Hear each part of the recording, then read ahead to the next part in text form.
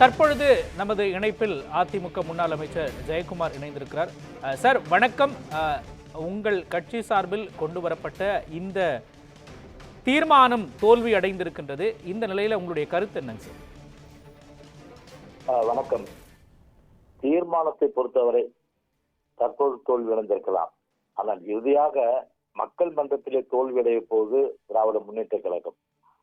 பொதுவாகவே ஒரு பேரவைத் தலைவர் என்பவர் ஒரு வெறுப்பு அற்றவராக சமநிலையோடு ஆளுங்கட்சி எதிர்கட்சி பார்க்காமல் வாய்ப்புகள் கொடுக்கப்பட்டு, அதே போன்று ஆளுங்கட்சிக்கு பேசப்படும் போது சட்டமன்ற உறுப்பினராக இருந்தாலும் சரி, முதலமைச்சராக இருந்தாலும் சரி, அவர்கள் பேசுவதை முழுமையாக தொலைக்காட்சியிலே ஒளிபரப்பப்படுவது அவர்களுடைய வழக்கமாகிவிட்டது. ஆனா அதே நேரத்துல எதிர்கட்சிக்கும் வாய்ப்பு கொடுக்கும் இல்லையா? எதிர்கட்சி தலைவர் பேசும்போது மைக் துண்டிக்கிறது, அப்புறம் மைக் கேமரா வேற பக்கம் திருப்புறது. அது மட்டும் இல்லாம பேரவைத் தலைவர் அதோட ரொம்ப கடுமையான அளவுக்கு இந்த ஆட்சி இந்த கொடுங்கொன்மையை எடுத்து சொல்லும் போது உடனடியா பேச விடாம தடுக்கிறது. இது எந்த விதத்துல நியாயம்?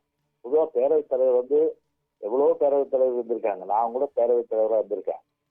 விருப்பெருப்பு இல்லாம ஆளுங்கட்சி எதிர்கட்சி பார்க்காம சமநிலையோடு எல்லோருக்குமே வாய்ப்பு தரும். நீங்க ஒண்ணு இல்ல, நான் பேரவைத் தலைவர் அந்த காலகட்டத்துல எங்க எம்எல்ஏ நீங்க கேட்டு பாருங்க, அதே மாதிரி எதிர்கட்சி எம்எல்ஏ கேட்டு பாருங்க.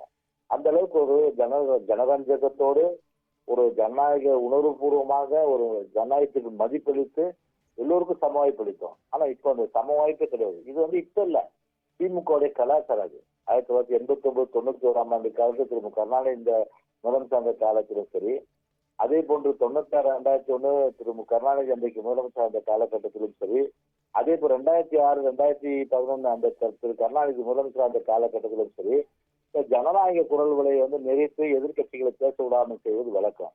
அதுவும் 2006 2011 அந்த சபாநாயகர் ஆவுடையத்து இருந்தாரு. அவர் அந்த சீட்ல உட்கார்ந்துமே பேசாத வார்த்தைகள் கிடையாது. அவ்வளவு மோசமான வார்த்தைகள்லாம் பேசினாரு.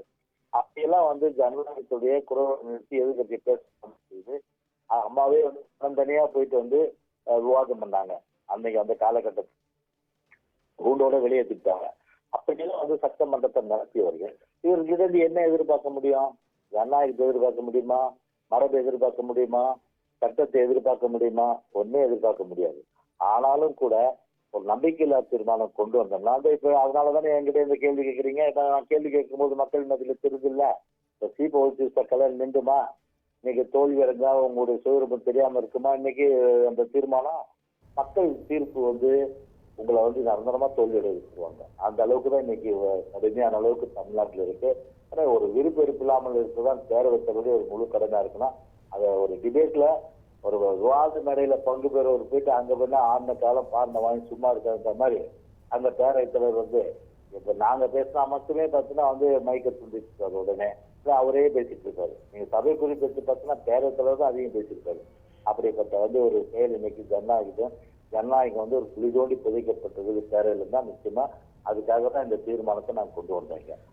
ஜெயக்குமார் சார், குறிப்பா அதிமுக கொண்டு வந்த இந்த நம்பிக்கையில்லா தீர்மானம் தோல்வி அடைஞ்சிருக்கு. ஆனா இதுல கவனிக்க தகுந்த ஒரு விஷயமா என்ன பார்க்க முடியுது அப்படின்னா, இந்த வாக்கெடுப்புல அதிமுக பொதுச் செயலாளர் எடப்பாடி பழனிசாமிக்கும் செங்கோட்டையன் அவர்களுக்கும் குறிப்பா ஒரு கருத்து வேறுபாடு வெளியில நிலை வந்ததா கூறப்பட்ட ஒரு சூழல்ல அவர் ஆதரவு தெரிவித்து வாக்களித்திருக்கிறார்.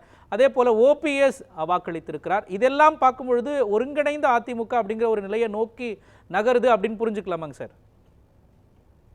இல்லைங்க, இப்போ ஒரு விஷயம் என்னன்னா, ஒரு ஜனநாயகத்துக்கு ஒரு ஆபத்து அப்படின்னாக்கா கண்டிப்பா குரல் கொடுத்து தானே ஆகணும்.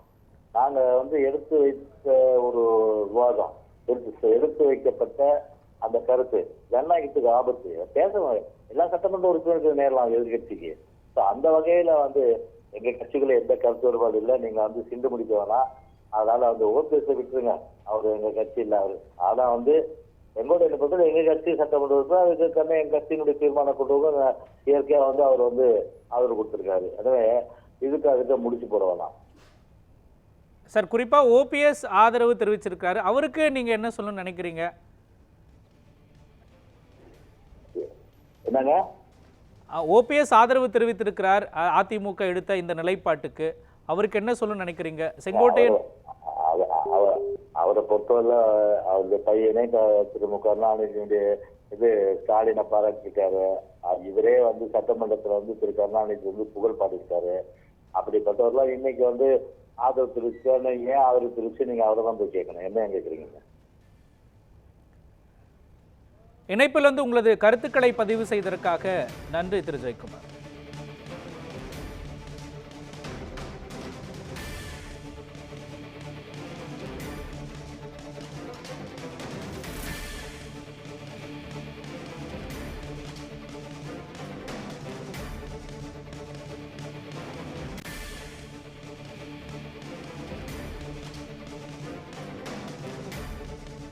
தற்பொழுது நம்முடைய இணைப்பில் திமுகவில் இருந்து திரு கான்ஸ்டன்டைன் ரவீந்திரன் இணைந்திருக்கிறார். சார் வணக்கம். தற்பொழுது சட்டப்பேரவையில் கொண்டு வரப்பட்ட இந்த நம்பிக்கையில்லா தீர்மானம் தோல்வி அடைந்திருக்கிற சூழலில் உங்களுடைய கருத்துக்களை நீங்க பதிவு பண்ணலாம். முதலில் வணக்கம். அதாவது இந்த தீர்மானத்தை கொண்டு வருகிற போது அதிமுகவிற்கு தெரியும் இது தோல்வி அடையும் என்று. எனக்கு தெரிந்து இந்த 4 ஆண்டுகள் நேர்மையாக உழைத்த நமது சபாநாயகர் அப்பாவு அவர்களுக்கு இப்படி ஒரு பாராட்டு பத்திரம் கிடைக்க வேண்டியது இருந்திருக்கிறது. அதை அதிமுகவாக செய்திருக்கிறது, அவ்வளவுதான். இன்றைக்கு பேசிய அத்தனை தலைவர்களும் அதிமுகவை தவிர மீதி பேசிய எல்லா தலைவர்களுமே அவரை பாராட்டி பேசி இருக்கிறார்கள்.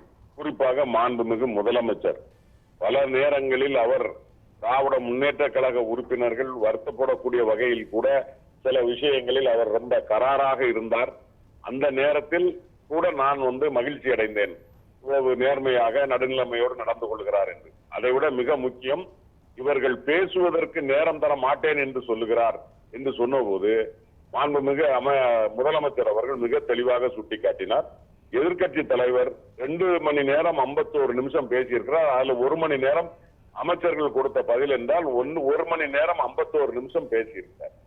அந்த அளவிற்கு ஜனநாயகத்தோடு நடந்து கொண்ட தலைவர் ஒரு சபாநாயகர் மீது தேவையில்லாமல் ஒரு அவதூறை கொண்டு வருவதற்கு இன்னொரு முக்கியமான விஷயம், அதில் மாண்புமிகு முதலமைச்சர் யதார்த்தமாக சுட்டிக்காட்டி போனார். உங்களுக்குள்ளே இருக்கிற அதிமுகவிற்குள் இருக்கிற குழு பிரச்சனை காரணமாக கோஷ்டி பூசல் என்று சொல்வார்களே, அதை போல அதன் பொருட்டு நீங்கள் எங்களை வைத்து பலம் பார்க்கிறீர்கள், அதை பற்றி எனக்கு ஒன்றும் பிரச்சனை இல்லை என்று மாண்புமிகு முதலமைச்சர் மிக தெளிவாக சொன்னார். ஏறத்தாழ அதுதான் நடந்திருக்கிறது. இதை பொறுத்த வரைக்கும் நாங்கள் எதிர்பார்த்ததுதான். மாண்புமிகு சபாநாயகர் அப்பாவு அவர்களுக்கு இன்றைக்கு ஒட்டுமொத்த நமது சபையும் சட்டசபையும் சேர்ந்து அவருக்கு பாராட்டு தெரிவித்திருக்கிறது. ஒரு நல்ல நாள் என்றே நான் பார்க்கிறேன். அதை குறிப்பாக சபாநாயகர் மீது வைத்த குற்றச்சாட்டுகளை திமுக கட்சியா நீங்க எப்படி பாக்குறீங்க சார்? அதாவது சபாநாயகர் மேல அவங்க குற்றம் சாட்டுறாங்க. நானே பல நேரங்களில் என்னோடு பேசக்கூடிய நமது சட்டமன்ற உறுப்பினர்கள், அமைச்சர்கள் சில நேரங்களில் என்னிடமே வருத்தமாக சொல்லி இருக்கிறார்கள். ரொம்ப ஸ்ட்ரிக்டா வாத்தியார் மாதிரி இருக்கிறாரு அப்பா ஒன்ன என்று சொல்லி இருக்கிறார்கள். எனவே எனக்கு தெரிந்த அவர் யாரையும் மாறுபாடுபட்டோ வேறுபடுத்தியோ பார்த்ததாக எனக்கு தெரியவில்லை. யாருக்கு எந்த நேரம் கொடுக்க வேண்டுமோ அதை கொடுத்திருக்கிறார். அதே சமயத்தில் அவர்கள் அத்துமீறி போகும்போது அவர்களை கண்டித்திருப்பார், அவ்வளவுதானே தவிர மற்றபடி அவர்கள் சொல்லுவது எதுவும் உண்மை அல்ல. என்னை பொறுத்த வரைக்கும் அவர் ஆசிரியராக, அதிலும் குறிப்பாக எனக்கு நான் தெரிந்த அவருடைய சட்டமன்ற தொகுதியை சார்ந்தவன், அவர் படிக்கிற ஆசிரியராக இருக்கிற போது யாரிடமும் தயதாட்சண்யம் காட்டுவதில்லை. அன்பாகவும் இருப்பார், கட்டுப்பாடாகவும் இருப்பார். அப்படித்தான் இப்பொழுதும் சட்டமன்றத்திற்கு ஒரு நல்ல ஆசிரியராகத்தான் அவர் நடந்து கொண்டிருக்கிறார். எனவே எதிர்கட்சிகள் வைக்கிற குற்றச்சாட்டு, அதிலும் குறிப்பாக எதிர்கட்சிகள் என்று எல்லாரையும் சொல்ல முடியாது, அதிமுக வைத்த குற்றச்சாட்டு என்பது தேவையில்லாத ஒன்று என்றே நான் கருதுகிறேன். இணைப்பில் திமுக சார்பிலான உங்களது கருத்துக்களை பதிவு செய்ததற்காக நன்றி திரு கான்ஸ்டன்டைன் ரவீந்திரன். தற்பொழுது நம்முடைய இணைப்பில் மூத்த பத்திரிகையாளர் திரு பிரியன் இணைந்திருக்கிறார். பிரியன் சார், இன்னைக்கு சட்டப்பேரவையில் நடைபெற்ற இந்த வாக்கெடுப்பு, அதிமுக கொண்டு வந்த சபாநாயகருக்கு எதிரான நம்பிக்கையில்லா தீர்மானம், அது தீர்மானம் தோல்வி அடைந்திருக்கிறது. இந்த நிகழ்வை முதல்ல நீங்க எப்படி பாக்குறீங்க சார்? இல்ல, ஒரு எதிர்கட்சியாக அஇஅதிமுக இந்த மாதிரியான ஒரு தீர்மானத்தை கொண்டு வரது ஒன்றும் ஆச்சரியம் கிடையாது என்பது என்னுடைய கருத்து. அதனால அவங்க சட்டசபையில பேச வாய்ப்பு கொடுக்கல, ஆளுங்கட்சிக்கு ஆதரவாக சபாநாயகர் செயல்படுறாரு போன்ற பல குற்றச்சாட்டுகளை அவங்க தொடர்ந்து சொல்லிக் கொண்டு வருகிற ஒரு விஷயமா நம்ம பார்க்கிறோம். அது ஆனா வந்து சபாநாயகர் அவர்கள் தொடர்ந்து ஒரு விஷயத்தை என்ன வலியுறுத்துறாருன்னா, அவர் எடுக்கிற பல்வேறு முடிவுகள் கடந்த காலத்துல சபாநாயகர்கள் எடுத்த பல்வேறு முடிவுகளை அடிப்படையில் தான் அவர் முடிவுகள் எடுக்கிறாருன்றதை நம்ம பார்க்கிறோம். நம்ம எந்த ஒரு முடிவு எடுத்தாலுமே இந்த காலகட்டத்துல இந்த சபாநாயகர் இந்த மாதிரி முடிவு எடுத்திருக்காரு, தனபால் இந்த மாதிரி முடிவு எடுத்திருக்காரு அப்படின்னு பல சம்பவங்களை கோட் பண்ணி தான் வந்து அவர் தன்னுடைய முடிவை வந்து அறிவிக்கிறார். இந்த சபாநாயகர் வந்து கொஞ்சம் வெளிப்படையாக பேசக்கூடியவர், மனசுல வந்து விட்டு வெளியில வந்து பேசுற மாதிரி இல்லாம கொஞ்சம் வெளிப்படையாக சில விஷயங்களை கருத்து கூறுபவர். அதனால ஒருவேளை ஆளுங்கட்சிக்கு சில போது கொஞ்சம் அசௌகரியமாக இருந்துச்சாமே தவிர மற்றபடி சபாநாயகர் பாரபட்சமாக செயல்பட்டார் என்று சொல்ல முடியாது. அப்படின்னா பாத்தீங்கன்னா அதிமுக ஆட்சியிலும் சபாநாயகர் தனபாலுடைய அந்த செயல்பாடுகள் சில விஷயங்கள் கேள்விக்குறியானது நம்ம பார்க்கிறோம். நம்ம அதனால ஒரு எதிர்கட்சி இந்த முறையில அஇஅதிமுக இந்த தீர்மானத்தை கொண்டு வந்தது வந்து ஆச்சரியம் இல்லை. அது தோல்வியும் என்று தெரிந்தும் அந்த தீர்மானத்தை கொண்டு வராங்கன்னா அவங்களோட அதிருப்தியை தெரிவிக்கிறதுக்கு இது ஒரு வழியா இருக்கிறதுனால கொண்டு வராங்க. அதுல முக்கியமான ஒரு விஷயம் பார்க்கணும்னா மொத்தம் அஇஅதிமுகவில் 66 உறுப்பினர்கள் இருக்கிறார்கள்.